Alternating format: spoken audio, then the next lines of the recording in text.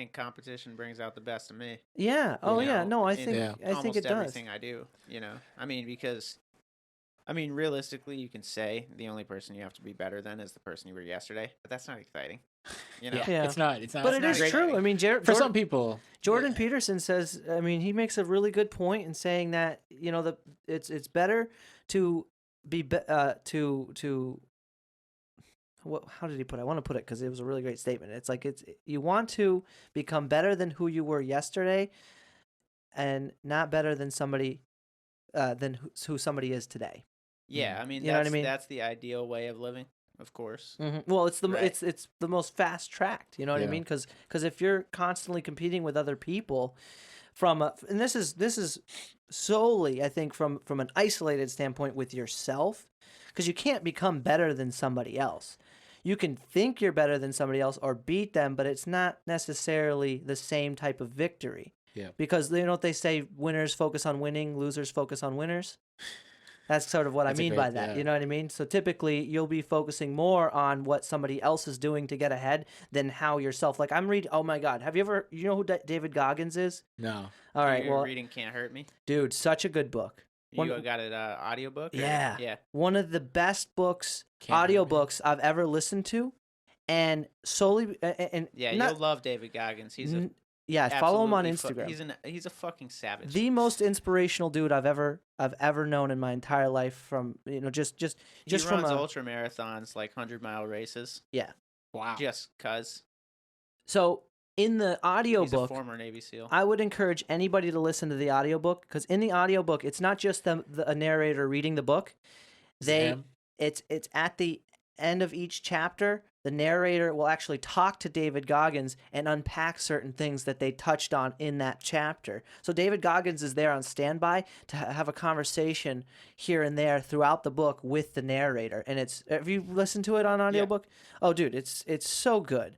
And he talks about that. He talks about, achieving more of a calloused mindset and understanding what makes you give up and how to rewire your brain to not give in to those impulses. Because typically it's just a natural thing that occurs when you're pushing yourself. Yeah.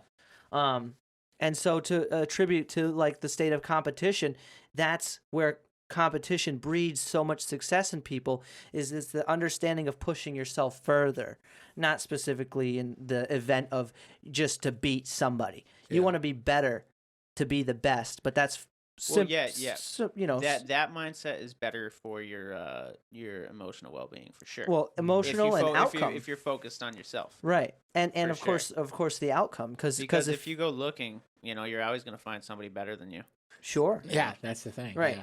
But if you're in the yeah. race only to beat somebody and not to win the race, that's my point, right? How many more races are you going to do after that? Yeah. You want to be somebody who wants to win at races, not just to beat you, Yeah. like Caleb. You know what I Yeah. mean? Like, I just want to beat Caleb. Yeah. You know what I mean? Like, it's That's like, I your want to sole be the motivator. fastest, right? Yeah. That's like when we play games with Ian. Yeah. And he just decides he's just going to beat me. Yeah. He's just going to do anything he can do I hate those people. Yeah. to, take my money or take my property Yeah. or whatever. Or, I just want to be. Yeah. It's a weird it's a weird dynamic on competition and how it can be so progressive to your mentality, your your physicality, everything, but it can also be a deterrent if you're focusing on the wrong aspects of competition, Absolutely. right? Because you Yeah. want to better yourself inevitably. well, it's like in jiu-jitsu. Like Right. when you're sparring with somebody, if you're worried that they're going to tap you, Mhm.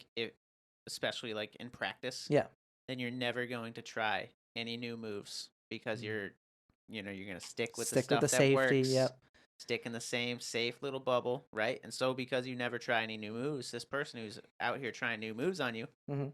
they're learning. Yeah. And think You're about not. how effective somebody's technique becomes when they eliminate ego. They no longer are doing it out of pride, but they're doing it out of skill and technique. You know what I mean? Like you Yeah. get really shaky when you want to just beat somebody to beat them. You're like, I want to fuck you up.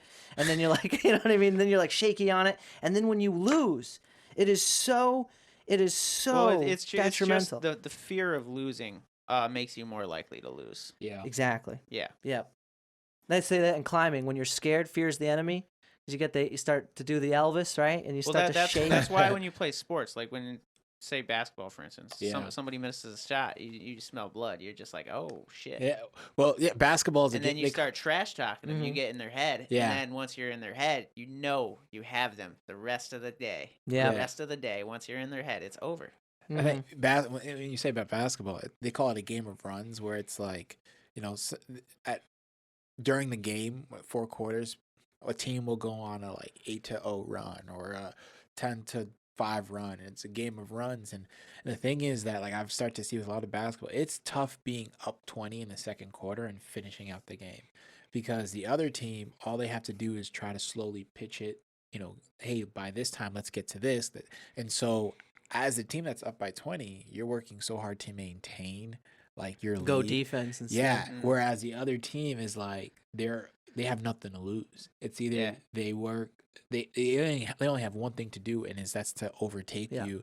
And once the momentum, like you said, they smell blood. Once the momentum switches, and more likely it's towards the end of the game, they're just like, we're all in right now. And Yeah. that team that was up by 20 is like, oh no. I like, think we're that's screwed. part of what made Bill Belichick so successful is he wasn't afraid to step on his opponent's throat. He wasn't Yeah. afraid to blow somebody out by 40. Yeah, you know, we'll just keep going. Yeah. Like if you just need to keep scoring because you need to Impose your will. take away their will. Yeah. To Yeah. live. You Well, need that's- them to give up. that was That's what it is. a fantastic strategy you saw implemented by Conor McGregor. Yeah. He would mentally destroy his opponents before. Oh, he would just physically. get people angry. He'd and get when in their you're angry, head. You can't Yeah. fight. Like, remember when he Yep. was going to Yeah. fight Aldo? He was like saying the most wild shit to the guy. Like, oh, we would have carried you out of here by horseback or some shit. Like, I don't know if you follow. Did you follow? Not that fight, no. No, well, that was a crazy fight because that's really what made McGregor famous. Is because Yeah. he beat Jose Aldo in like 13 seconds or something like that. Yeah, he's definitely knocked a couple people out. in Yeah, like really, 30 really quick. seconds. Well, that's what really put him on the Yeah. map. That was like that changed everything. Yeah. But how about like Adesanya? That was a Yeah. good fight, man. Yeah, Do you that was usually watch UFC? Not as much, Dude, man. it's Like, really fun. Yeah, I actually kind of enjoyed Dude, enjoyed it that night. That was a and- great fight. Yeah. Adesanya, I didn't realize how big of a deal he was. He's like getting. I think he might be just second to Anderson Silva Wow. in his record Well, as far I as think 6 wins in I a row. want to say Adesanya is still undefeated, I or think he has one loss. Yeah, He's it- either undefeated or has one I think loss. He's a he freaking is master. undefeated. he destroyed Paulo Costa. What's his name? Paulo Costa. Yeah. Paulo That was Costa. that Yeah, was wild. Adesanya is 20-0. Oh my god. That was wild. Not all the fight. fights are in the UFC though. Yeah, Yeah. but no, he's definitely and he's up there too. He fights Jones, right? He would He's a fight. think different he's- weight class. Yeah. Different weight class, Adesanya is so- lighter. Oh, okay. I He's thought like so. 170 or 160 or something. Yeah, John Jones is huge. Adesanya is like 170. I want to say. John Jones is like a little bit Yeah. over 200. He's a big guy. Or- Yeah. Yeah. Yeah.